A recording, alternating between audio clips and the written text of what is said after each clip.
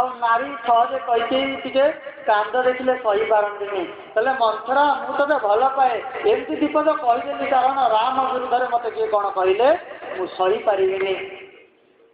ତୁ ଆଉ ଯାହା କହୁଛୁ କହ କିନ୍ତୁ ରାମ ବିରୁଦ୍ଧରେ କହନା। କହିଲେ କାହିଁକି ରାମ ବିରୁଦ୍ଧରେ କହିଲେ ଅସୁବିଧା କଣ? କହିଲେ ମନ୍ଥରା ତୁ ଜାଣିନୁ ମୋ ପୁଅ ଭରତ ମୋ ପାଇଁ ଯେତିକି ପ୍ରିୟ ନୁହଁ ଭରତ ହିଁ ପ୍ରିୟ ନହିଁ ରାମ ସମାନ। ମତେ ରାମ ଭଳିଆ ମୋ ଭରତ ବି ପ୍ରିୟ ନୁହଁ। କାହିଁକି ରାମକୁ ଏତେ ଭଲ ପାଉଛୁ? କହିଲେ ମୁଁ ରାମକୁ ଏକୁଟିଆ ଭଲ ପାଉନି ରାମ ମତେ ଅଧିକ ସବୁଠାରୁ ଭଲ ପାଉଛି। ସମସ୍ତ ମା ମାନଙ୍କୁ ରାମ ଭଲ ପାଉଛି କୌଶଲ୍ୟାଙ୍କ ସମାନ ସମସ୍ତେ ମା କିନ୍ତୁ ମତେ କୌଶଲ୍ୟାଙ୍କ ଠାରୁ ମଧ୍ୟ ଅଧିକ ଭଲ ପାଉଛି ରାମ। ମନ୍ଥରା ପଚାରିଲା କେମିତି ଜାଣିଲୁ ଅଧିକ ଭଲ ପାଉଛି ବୋଲି? କହିଲେ ମେ କରି ପ୍ରୀତି ପରୀକ୍ଷା ଦେଖି ମୁଁ ପର କରହି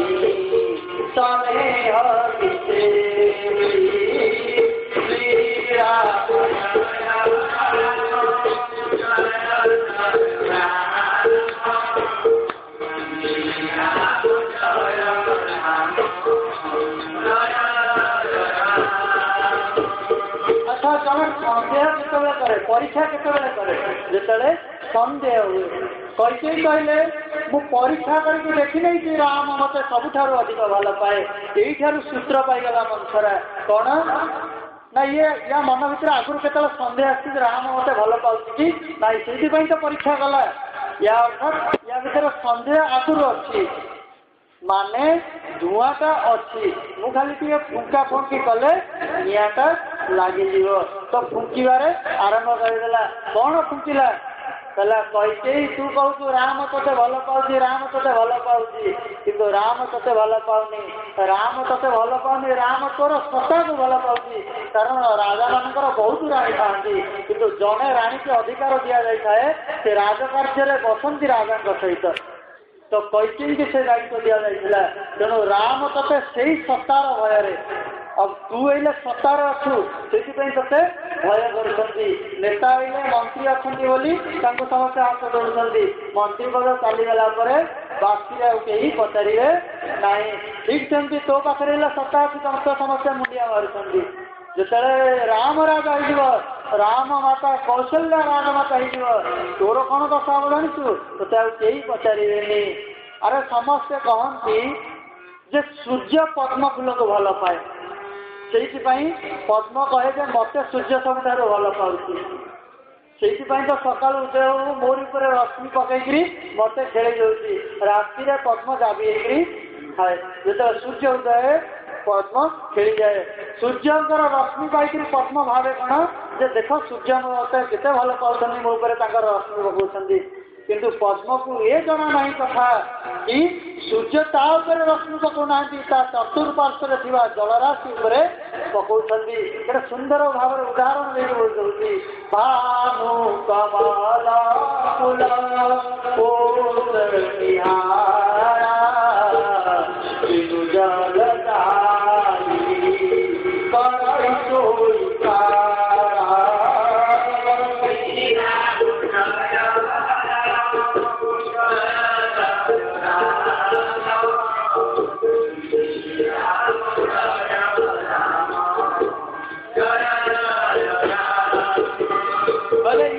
ପଦ୍ମର ମୂର୍ଖତା। ସେ କହୁଛି ଯେ ସୂର୍ଯ୍ୟ ମତେ ଭଲ ପାଉଛି ଠିକ ତୋର ଏଇଟା ମୂର୍ଖତା। ତୁ କହୁଛୁ ରାମ ମତେ ଭଲ ପାଉଛି।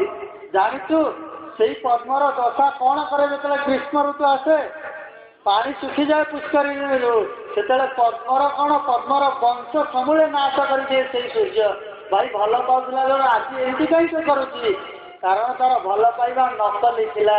ଏଇଠି ତୋ ପ୍ରତି ଯୋଉ ଭଲ ପାଇବା ଦେଖୁନୁ ଇଏ ହଉଛି ନକଲି ଭଲ ପାଇବା। ଅସଲି ଭଲ ପାଇବା ଏଥିରେ ନାହିଁ। ଆଉ କଣ କଲା ମନ୍ଥରା? ଆଉ ମନ୍ଥରାକୁ ଗୋଟେ ଡିଗ୍ରୀ ଦେଇକିରି ଯାଇଛନ୍ତି ସରସ୍ୱତୀ।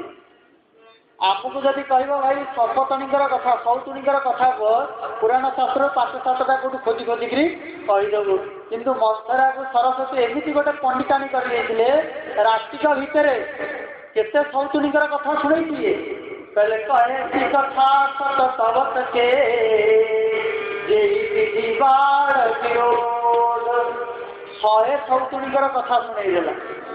ଆଉ ସମସ୍ତ ସଉତୁଣୀଙ୍କର କଥା ଶୁଣିକିରି ତାର ନିଷ୍କର୍ଷ କ'ଣ ବାହାର କରୁଛି ଯେ ଦେଖେ ଏ ସଉତୁଣୀ ତା ସଉତୁଣୀକି କେମିତି ଦୁଃଖ ଦେଇଥିଲା, ଏ ସଉତୁଣୀ କେମିତି ସେ ସଉତୁଣୀକି ଦୁଃଖ ଦେଇଥିଲା। କର୍ତ୍ତୃ ବିନା ତାହି ଦିନି ଦୁଃଖ ତୁମହି କୌଶଲ୍ୟ ଦେବ ଭରତ ବନ୍ଦୀ ଗୃହ ସେ ଆଣି ଲଖନ ରାମ କେ ଦେବ ଲଖନ ରାମ କେ ଦେବ ଶ୍ରୀରାମ ଜୟ ରାମ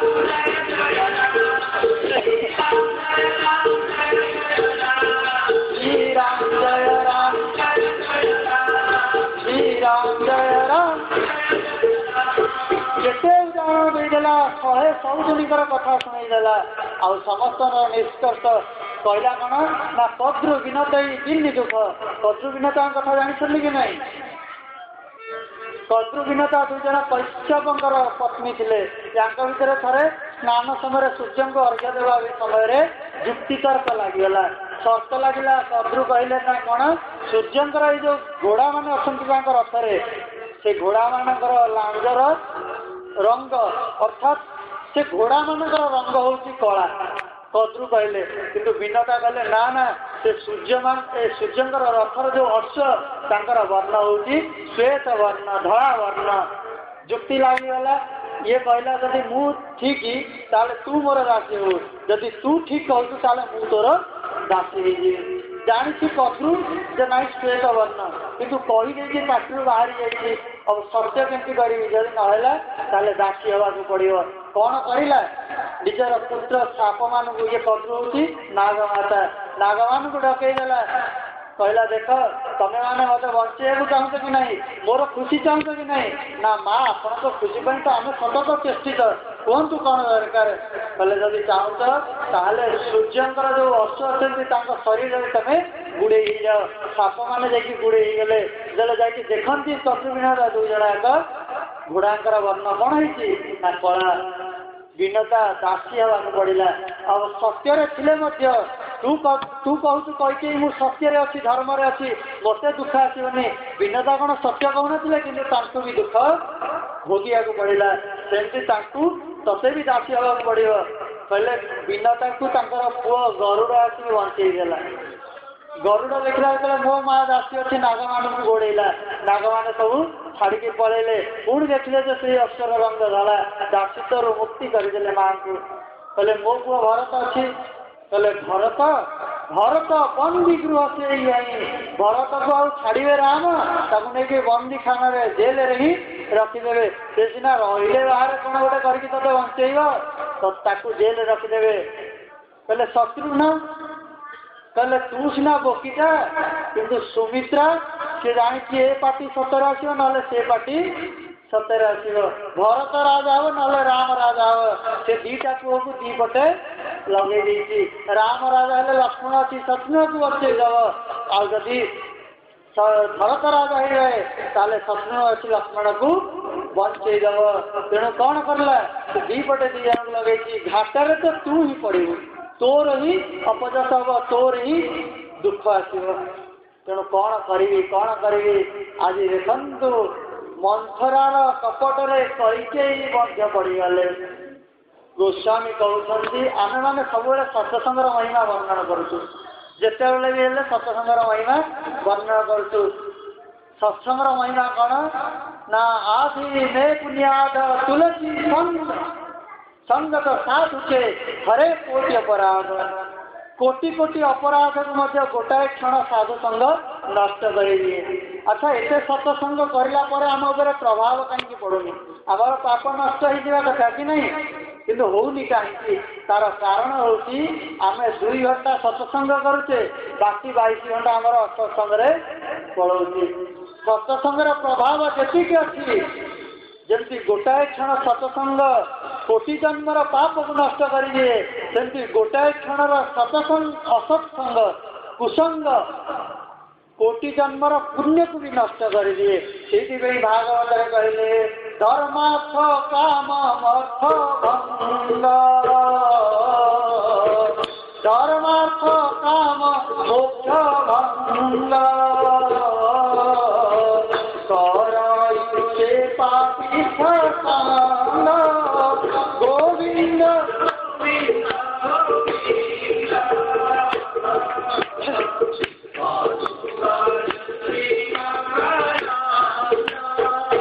কুসঙ্গে সর্ব